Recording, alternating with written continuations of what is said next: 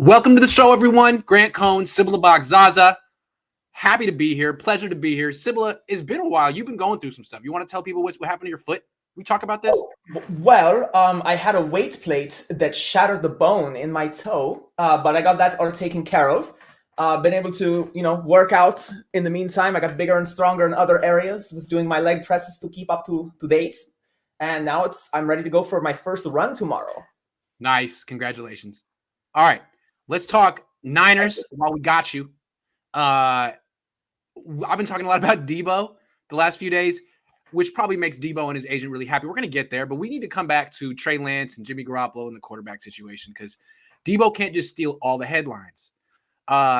So it's April 8th, 2022, and Jimmy Garoppolo is still on this freaking team.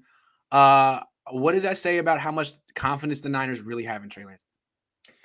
It's all speculative, of course, whether you're a fan or an analyst or someone from the outside. We're not at the training facilities. We don't see what Kyle Shanahan and John Lynch see. We don't see the progression or lack thereof of Trey Lance. It might be nothing at all, as simple as the market died on Jimmy Garoppolo because they tried to milk the situation for a first rounder. Maybe they got a second and a third offered or something like that, and it just wasn't enough to appease John Lynch.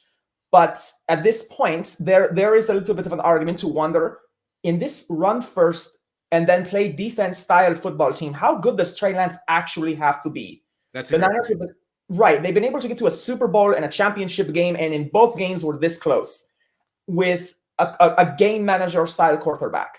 I just don't see how good Trey Lance actually has to be to pull the trigger and cut or trade for whatever you can get Jimmy Garoppolo. That's been my point the whole time. Like the 49ers last year, we got to play Jimmy Garoppolo because we need a veteran to take us to the Super Bowl. Jimmy doesn't have that much experience, and he doesn't play like a veteran. It's a very low bar. And so given how far they were able to go in spite of Jimmy Garoppolo, not because of Jimmy Garoppolo, in spite of Jimmy Garoppolo, I feel like they should be that confident that they can go at least as far with Trey Lance if they give him the same array, the same team instead of stripping it down. But what they're saying really is look, last year we had Jimmy, so we wanted to sign all of our vets who were 30 and give it another go. But now that Trey's our starter, all the 30-year-old vets can leave. Only guys we're signing are 25-year-old Charvarius Ward. And we don't want to put too much pressure on Trey Lance because we're really our window starts next year. And I disagree with that. You have Debo Samuel in his prime now. He's the best non-quarterback in the NFL now. Your window's open now, and it doesn't require great quarterback play. As you pointed out, you're not a pass-first team. I know. It's not Peyton Manning and Tom Brady this team needs. As nice as that would be, it's not the way the team is built. And letting key players, I feel like Laken Tomlinson was a key player. Maybe not the most flashy, but allowing people like that to walk because you want to hold on to the contract of Jimmy Garoppolo, it ultimately seems self-defeating. And I just don't see how we can't open up this team with Trey Lance. So it's very possible that the 49ers are seeing something that we don't, and they don't think Trey Lance is ready. But I think it's much more probable that the 49ers simply wasted maybe some lower end opportunities to trade him. And they just did not get what they felt they deserved, or they wanted, I should say. I mean, I think they have the confidence in him to trade Jimmy Garoppolo. Like Kyle Shanahan said that. It's why we're trying to trade Jimmy Garoppolo, because we believe in Trey Lance. But if you really believed in Trey, I feel like they believe in Trey Lance next year. This is the year to take a step back so they can take 2 steps forward next year. Right. I think they're being too conservative. I think they could have gone farther with Trey Lance last year than they went with Jimmy. And they could actually win the Super Bowl this year with Trey Lance, even given how inexperienced he is because of how good Debo is and the rest of the team. Exactly. And a lot of people have actually said that since last year. A lot of the other people you have on the show, analysts around the league, have all said that it should have been the developmental year for Trey Lance last year. But because of where we are, again, I don't want to read too far into saying that, Trey Lance must not be ready. But then, Kyle Shanahan, he comes along and he says things like, well, we're not just going to trade away good players, which I understand. But at this point, it's not about trading Jimmy Garoppolo. It's about unloading the cap space. And if we're not going to bring in free agents, if the plan all along has not been to sign big free agents and simply extend players like Bosa and Debo Samuel, especially Debo Samuel, then I would understand that. And maybe we should not panic because remember, Kittle and Warner, was it like July or August they got their extensions? Yes. In the months up. So I don't think it just might be the way the 49ers do things. And it's nerve-wracking as a fan or an analyst, of course, just because you're sitting here expecting them to do business with the rest of the league. But they do things the 49er way, which can be extremely vexing. Yes, absolutely. So, I mean, how much? And I don't agree with it. I wish Jimmy Garoppolo was gone. And I like Jimmy Garoppolo. I think he's one of the most likable guys on the team. But at this point, I would really have loved to just have the financial flexibility. It's like what the Niners are saying is like, look, we think Trey Lance needs a developmental year. And we tried to tell you that year was last year on the scout team, but we lied.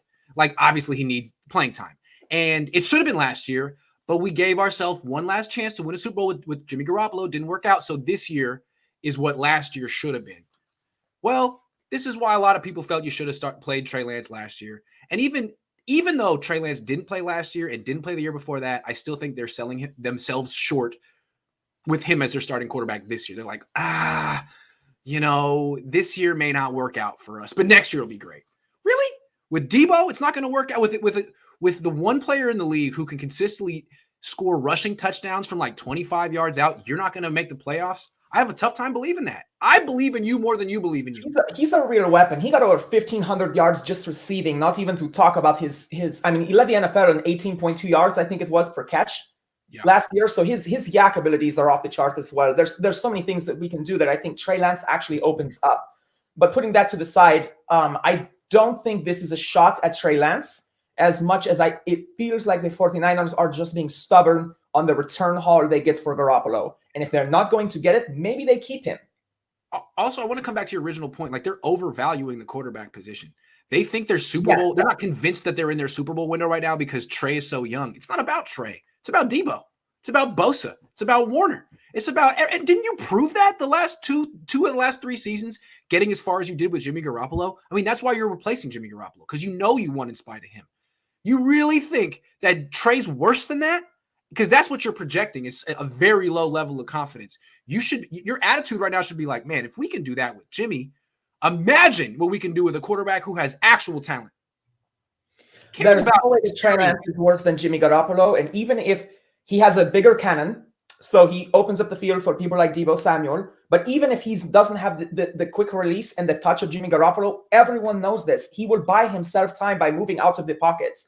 He will give a new wrinkle to Kyle Shanahan, essentially. I mean, he's playing with plutonium now, all of a sudden. He's upgraded when he has a kidded player like Trey Lance. So it's just the offense will be better with Trey, even if Trey is not necessarily already better than Jimmy. And I think there's a strong possibility he's as good, if not better, already. Yeah, and like people are afraid that Trey's not going to know what he's seeing. Trey's going to, of course, he's going to be confused sometimes. But so is Jimmy. And what Jimmy's problem is when he gets confused, which is often, there's nothing he can do late in the down. So what he has to do is predetermine his reads and get the ball out one way or another. And that's why he throws boneheaded interceptions, because he makes his mind up early. He knows if he holds the ball more than 2.5 seconds, something bad is going to happen. If Lance holds the ball more than 2.5 seconds, something good's going to happen. Exactly. And you know, as a defense, you're nervous when you're sitting there covering and you're trying to hawkeye the quarterback and you're trying to play your position and nothing happens. All of a sudden, you start to lean towards the quarterback. And if he decides all of a sudden Debo got open, which is not a heard of phenomenon, he'll unload it over your heads. It's kind of like that play that Colin Kaepernick had back across the field to Frank Gore, if you remember that against the Seahawks. Absolutely. That's the kind of thing that Kaepernick brought. And his guys that were disciplined could do things to get open, to mask the weaknesses of Kaepernick's game and allow Kaepernick to play to his strengths. I feel like the same thing will happen to Lance. You will get more Debo with Lance than without. Voice ad agency says, yeah, I think Debo's numbers are going up the way Kupp's numbers went up from Goff to Stafford. I think Debo's numbers are only going to get better if he's healthy. Voice ad agency says, I think Trey Lance does have touch to his passes. I think he really needs to work leading his receivers on those rollout short routes, throw them open. That's true. Those were kind of tough. Those to me are almost like when the pitcher gets the ground ball and is trying to throw the ball to first base. How that's like an adventure for some guys. For Lance, he's such deep over the middle of the field. He has he does miss high sometimes. Yeah. I feel like when he gets to unload on a pass, I feel he does have touch. Yes. Okay. Next topic.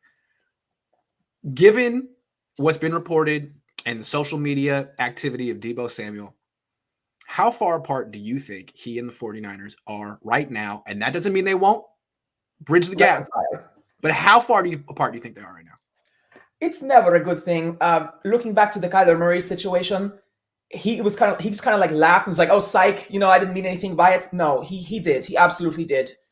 Deebo Samuel, the fact that it seems so childish, and it is, that he would unfollow his team, his employer, his teammates, his fan base, and distance himself. And actually, first off, as an influencer, I've made a lot of posts in my career. You're not going to catch me going back and wasting my time deleting all those posts the way he did. And so he put effort into creating at least the illusion of a rift with his employer. And we're going to talk all about his social media activity in the next topic because we want to analyze that. But it's definitely indicative of a divide. No, there's definitely a contention of some kind. How serious it is, I don't know. Maybe Deebo Samuel feels like this is a message I'm sending out to the 49ers. Maybe this is me flexing. Maybe this is going to get me the contract I want. Stephon Diggs got signed, 2 hours to a massive extension? 2 hours before he did all that, as I understand it. And maybe it was kind of him throwing his hands up like a child and saying, essentially, well, damn, why does this guy who's not even half as good as me in his mind, thinks that? Why does he get all this money and I'm over here on my rookie contract? Because Stephon Diggs that was an extension. I mean, the Bills didn't make him wait till the end of the year, to the end of the offseason. It was like, you want to remember is that we're going to sign him early and he's going to get a payday unlike anything I think the Niners have ever dealt out, especially to his position. But that Stephon Diggs is an older player. He was not working off of just one contract in his career. Right. So that's what Deebo can expect. But for whatever reason, perhaps that played into the fact that he feels slighted by the 49ers right now. And that this might just be a young man going through his emotional throes. I don't think it means he's done with the team. That would be really stupid. This offensive style, this team, this fan base is really good for him. Yes. But Deebo is Deebo first. And I took a look through his social media. Deebo wears LA hats and Giants hats. He is really proud of the Gamecocks, as he should be. His college team. He's a guy who's a lot more about the Deebo brand than the 49ers. Yes. And I don't mind that, but George has Kittle merch on his I think he has merch on his Instagram for Wideback. Right, and that's cool. I love that because you can say that he developed that in San Francisco.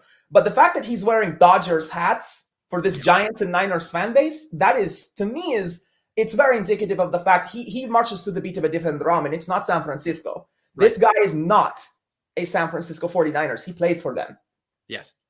And true. Unlike guys like George Kittle, and I think even guys like Trent Williams, who are so quiet about it, these guys I feel are Niners first.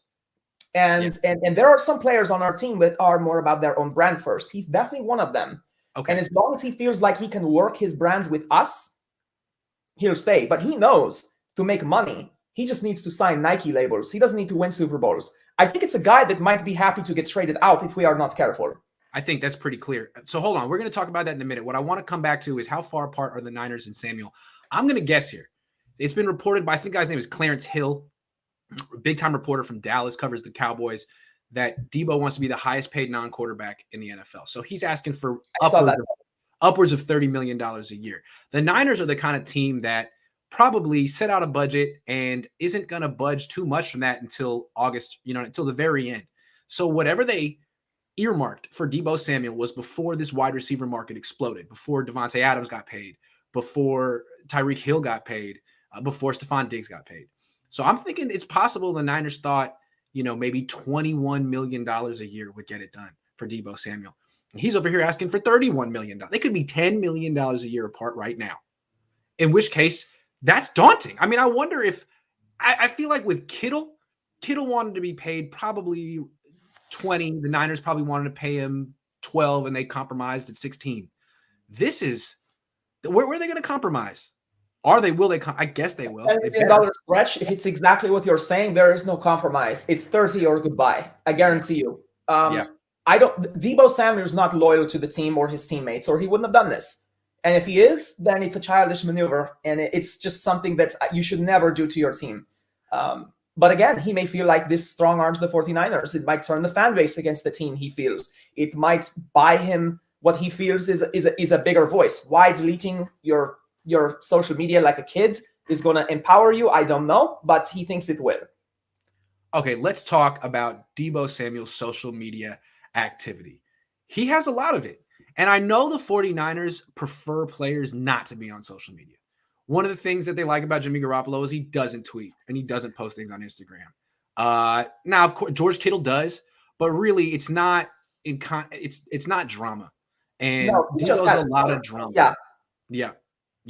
So what do you think about him? I mean, really the way I look at it is like you took away all the Niner stuff. Like you're really saying that you're telling everyone. I mean, everyone knows it, but you're telling everyone that money's more important to you than the team.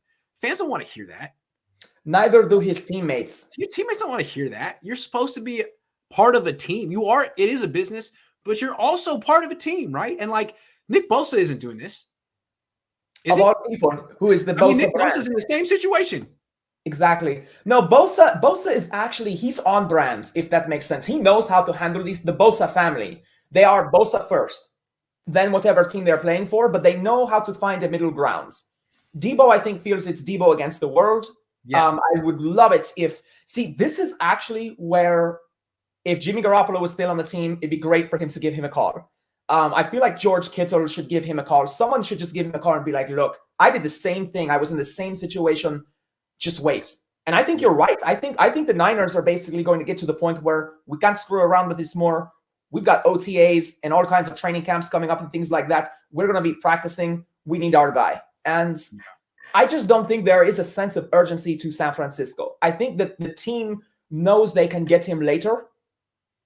And I think Deebo is kind of, I understand from his perspective. We don't know everything that gets said behind closed doors. We don't know what kind of offer was made to him or how it was made or what the reaction was when he said no or what his reaction was. We can only speculate on the end result. And that's what's unfortunate to me about the way Deebo Samuel is handling this. Is the only information we have is him looking like he's acting childishly. I mean, just compare it to Bosa. Like they're both in the same exact position. They both need contract extensions now.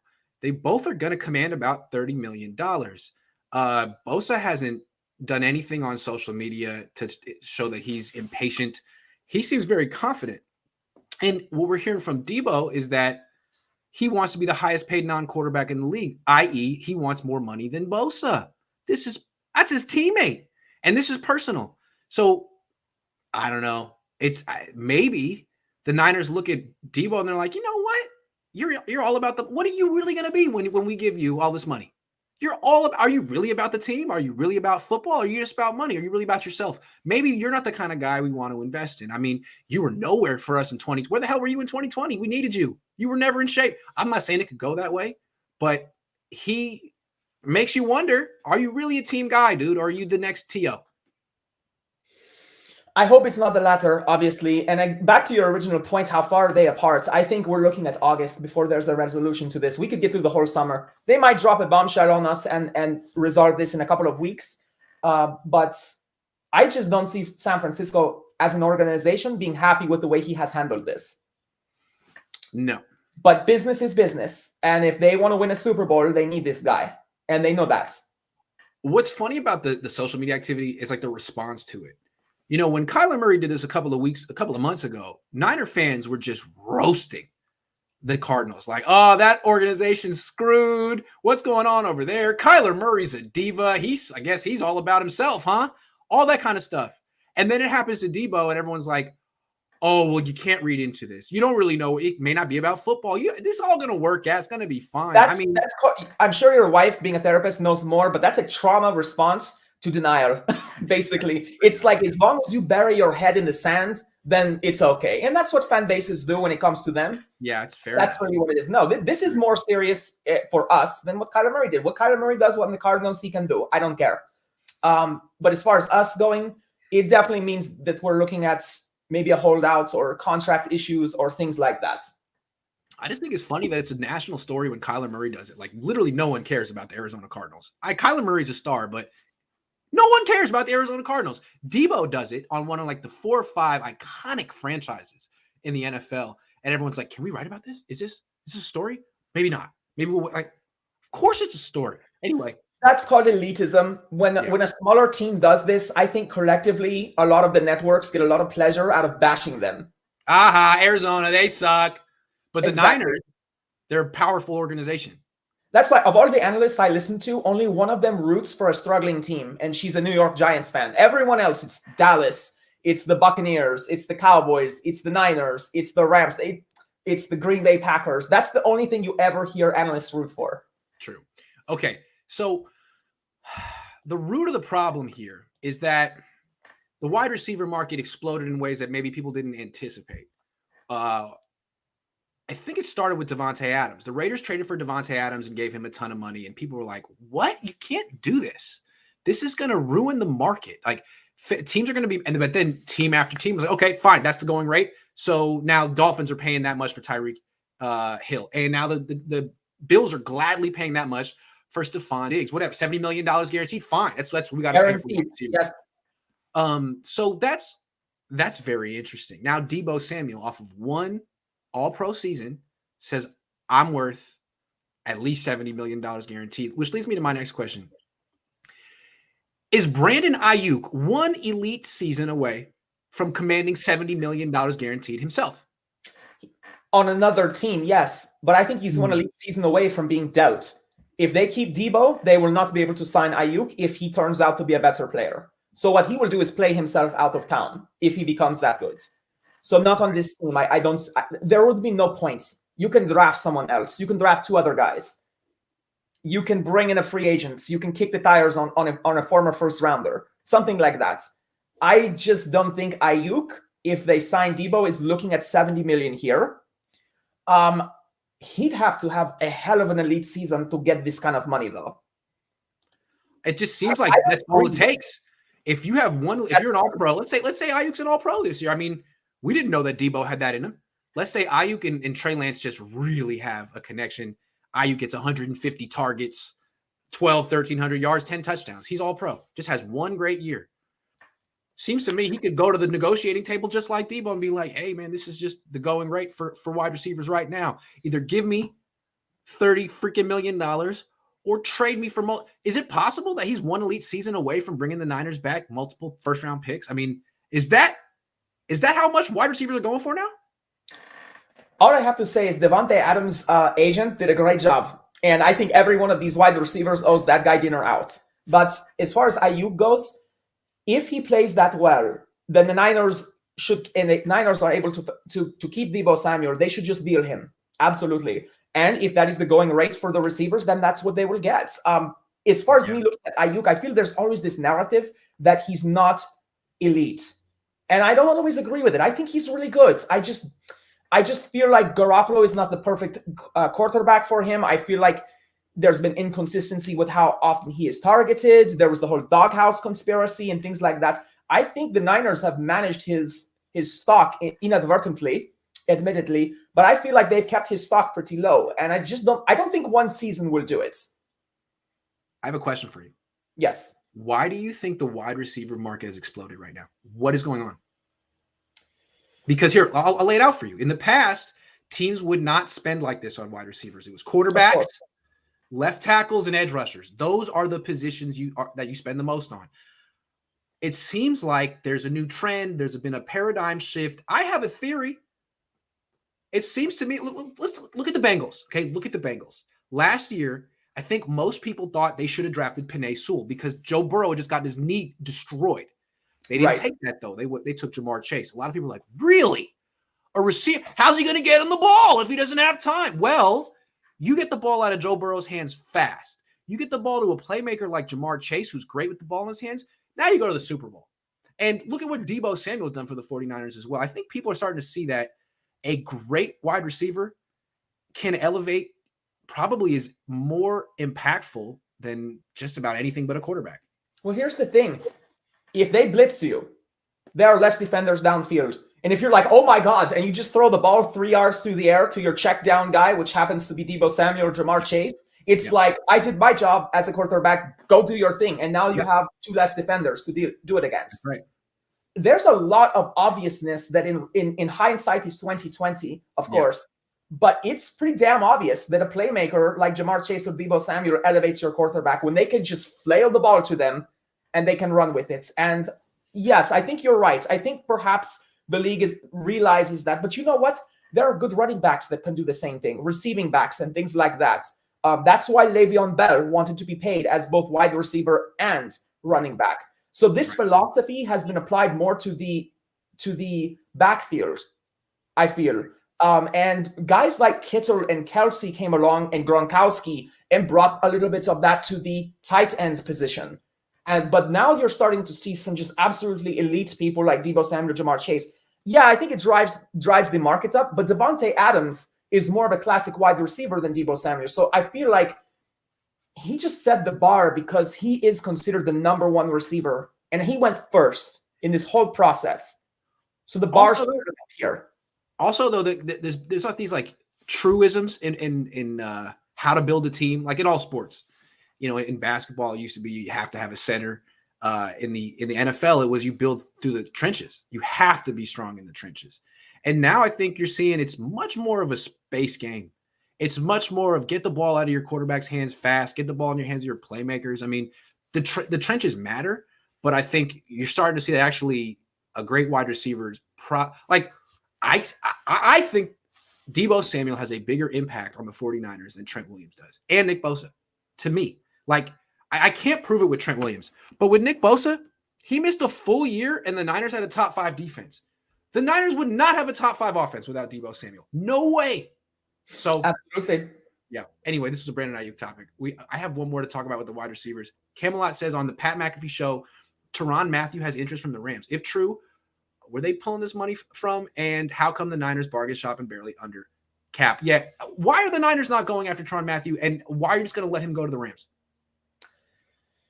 I don't understand. I wish the Cowboys had snagged Bobby Wagner, but B-Wags was able to sign with the Rams. The Rams they lost some guys like Von Miller, but they got some guys too. And they got, if they get Mathieu, they are really loaded against the 49ers because B-Wags is a 49er killer. He is. I mean, when I have kids, I'm going to be telling them as a Niners fan, 54 just gives you nightmares when he's on the field. And he's gonna bring that. I predict the problem is the Niners aren't better than the Rams. The problem is the Niners aren't better than the Rams. They match up really well with the Rams. And yeah, but then they got Wagner. Wagner really changes that whole equation. Wagner against Lance. That's not good because he's good at tracking. He's very good sideline to sideline. He's like a Richard Sherman brain in a linebacker's body, and he hits. Yeah, he does. And he'll be more than happy to welcome Trey Lance to the league if he decides to run. I have a theory as to why the Niners aren't pursuing free agents like Tyrann Mathieu, Bobby Wagner, anyone in their 30s. I have a theory. They're making it very clear that they're not doing any win now moves. Last year, they signed a bunch of 30-year-old free agents, and they all wanted Jimmy Garoppolo to start. I think they're trying to get rid of people who would push for Jimmy to be the starter.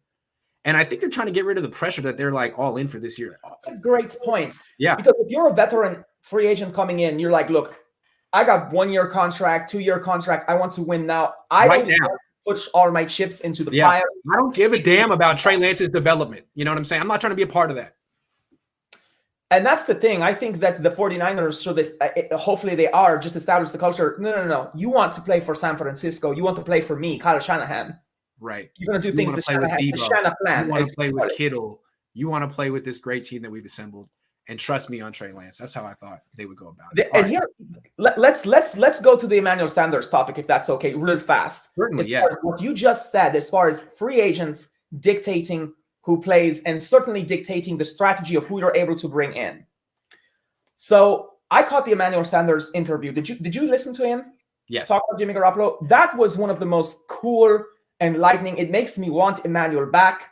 It was so cool to hear him, but it's about time the guy he missed wide open actually blames the team and not Jimmy for the Super Bowl loss. And I agree. He said there were 30 plays we could have done something better on, including me. There were 2 plays he said I could have blocked better, and we would never have needed that touchdown. But it was very interesting the way he said Jimmy inspires confidence. On Saturday before the game, meeting time is at 8 a.m. He's there at 6 so that he can talk to the offensive team at 7. And he goes, and then defensive players walk in to listen to what's going on. And that Jimmy Garoppolo was like a coach, not just a quarterback, and a great leader. And Emmanuel Sanders is on record for saying he inspired me to win, and he made me confident that I would win every single time I went out there, even in the Super Bowl. And it's one of those things where that's your free agent style. That goes to your theory. As far as the free agents giving credence to Jimmy Garoppolo. That's and true. It's a hard sell to Bobby Wagner. Bobby Wagner wants another ring. He's pissed he did not get that second ring. Yeah. He's not. And I'm sorry, if I was him, I'd go to the Rams as well. I absolutely would. If I'm him, I hate the 49ers, first off. And secondly, I would want to play for the team that just won with a young coach and a quarterback that I know can pick me up. And that's the thing, is Trey Lance is this huge question mark. And it may not be as attractive as we Niners fans want to think we are. Now, I think is it really a coincidence that they're not signing anyone in their 30s, that their big signing was a 25-year-old corner, and that they've gone young at hella positions? Is that really a coincidence? Cornerbacks, to me, are just looking to get paid while they can get paid. It's one of those things where you can be the best corner in the league one year and be one of the worst the next year. Look at Josh Norman and his career trajectory. It seems like a lot of guys who've spent 5 years with Jimmy Garoppolo are gone.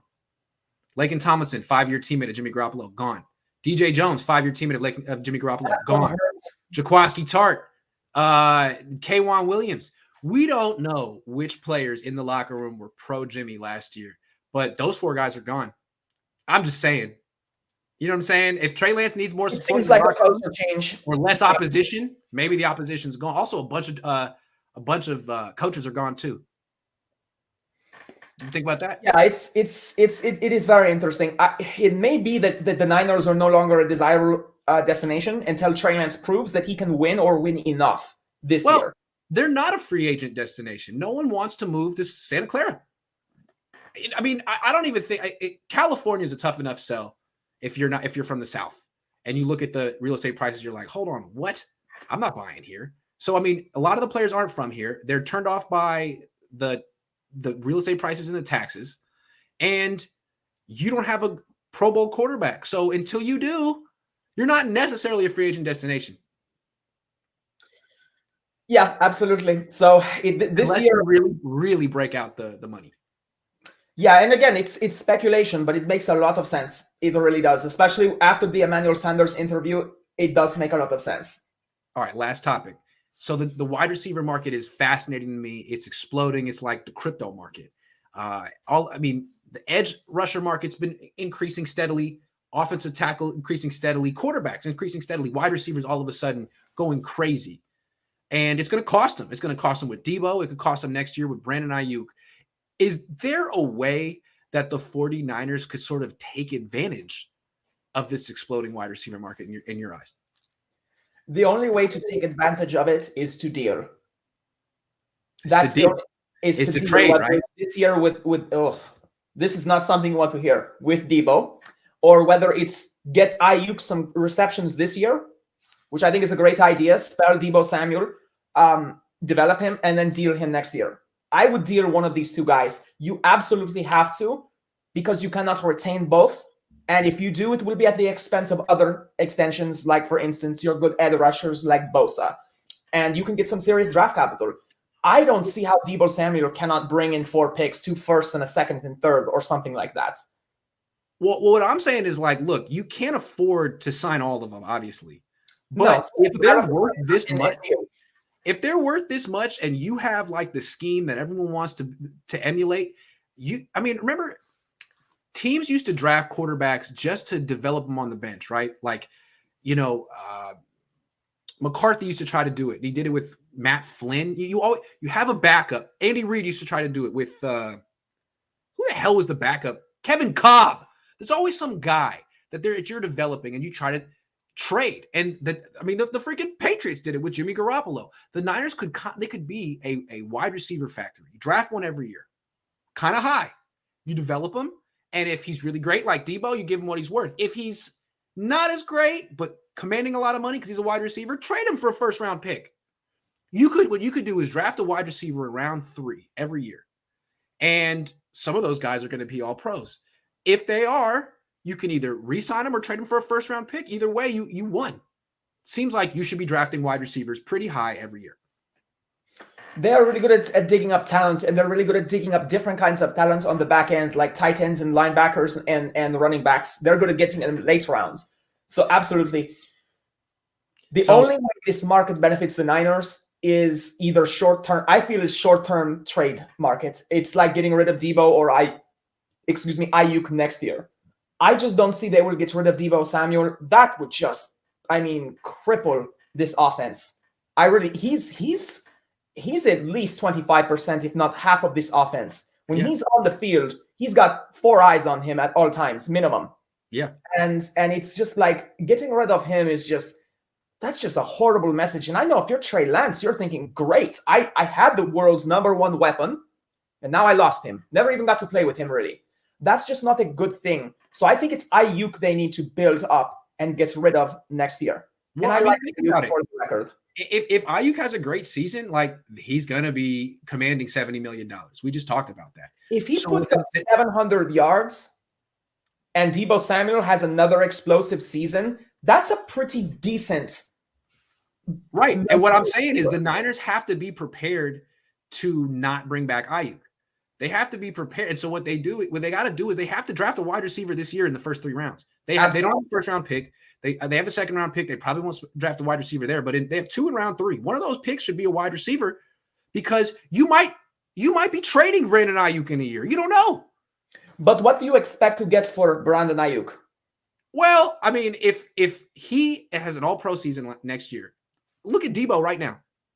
Debo could go for a first and 2 twos. Over for 1 and 2 twos right now because he had 1 great year. Right. As a wide receiver. Ayuk could be the same thing. If Ayuk goes, I don't see him going all pro. I think 700 to 800 yards is very reasonable as an expectation for him if the offense does well.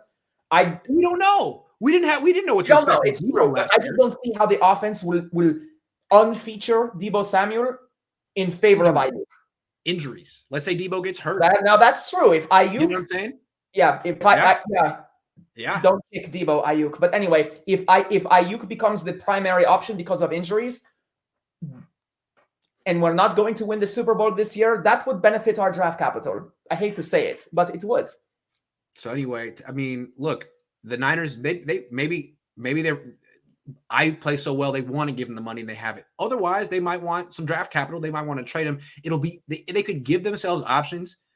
Also, they're creating draft capital. If you spend a 3rd round pick on a wide receiver every year, in 2-3 years, he could be a 1st round pick for you that you trade. You know what I'm saying? Because this market is out of control. So it seems like you're printing money. If you're a very good offensive team like the Niners and you spend 1 3rd round pick on a wide receiver every year. So I would hope that they would do that this year and not just be like, well, we got Marcus Johnson, we're good.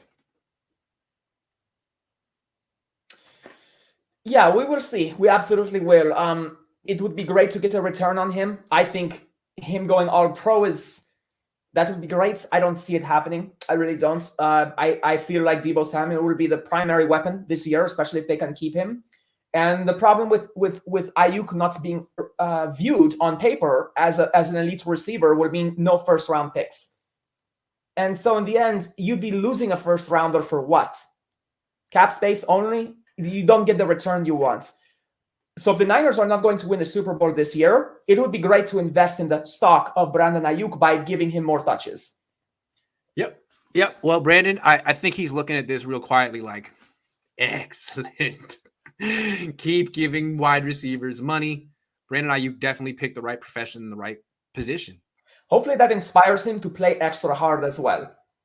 Yeah, I would think so. He's a tough rookie as well. He's hard to tackle. In fact, of all the guys on the team, I feel he's the heat-seeking missile of all of our offensive players. He, like Kittle, he goes after people.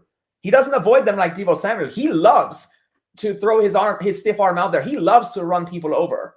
And I love his style of play. I would love to see him have a great season this year. I think he will. I think it's clear that trust and chemistry is such a big part of wide receivers and quarterback play. And it's clear that Trey Lance trusts Brandon Ayuk.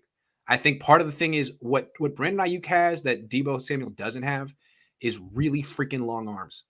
And Trey Lance isn't the most precise passer at this point, So Brandon Ayuk gives him just some more room for error. He can snatch passes way far away from his frame. Yeah, and having Debo and Ayuk on the field is really good because there will be a lot of eyes on Debo, and when he posts or stops or crosses underneath, you know he can take it to the house on a five-yard slant, a 10-yard slant. You know that's all Debo needs is the ball right here, no lineman, gone.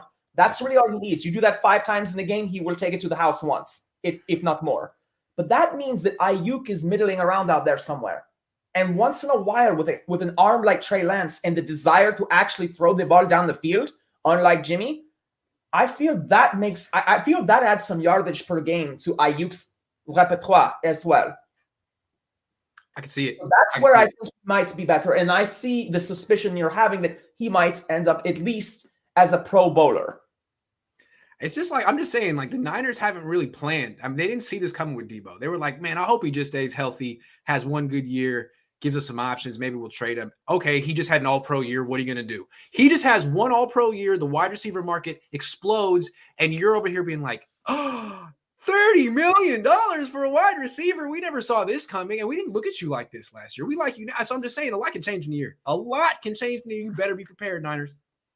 I absolutely urge Deebo Samuel to stay with the team because although he's a great athlete and a great football player, Kyle Shanahan and this scheme and his teammates had a lot to do with his developments, and he would do wise to remember that and give us $2 million back on the $30 million you're looking for. Give us a little. That's right. Well, that's our show for today. Go start your weekend early. I give you permission. Now it's over. The week. Thanks for watching us. This the last show? It's the last show. Yeah. Okay, awesome. That's early for you. Yeah, it's been a week. I need to. It's 5:00 somewhere. Starting now. Thank you very much. Don't forget, you guys can find me on Instagram, TikTok, OnlyFans, and Twitter at Sybilla Bakzaza. Easy to find. That's true. And don't forget, you can find me in the weight room getting yoked. Yeah. No, we're gonna live together one day. I'm coming out to Napa to do a wine tour. Oh, let's live. My girlfriend is a highly trained wine tester, so we were going out there for business, and so I want to make sure the season is going so I can stop by Santa Clara. All right, cool. Yeah, I'll get you a guest pass at the YMCA. Okay, I was hoping for guest passes at the game, and if you can get her and I in there. No, I can't actually get the YMCA. We'll go out for dinner. The Niners don't like me and they don't do me favors, but I definitely can get you. They like me at the YMCA. I have connections at the YMCA. All right, we're fans. I know the fans will pick me up because they've already said they would. So get at me, my team, my crew. But yes, we'll go out for dinner. We'll have some wine. Sounds good. All right, I'm going to go lift weights, everyone. Hope you guys are lifting too. Take care. Absolutely. Stay safe. Yeah.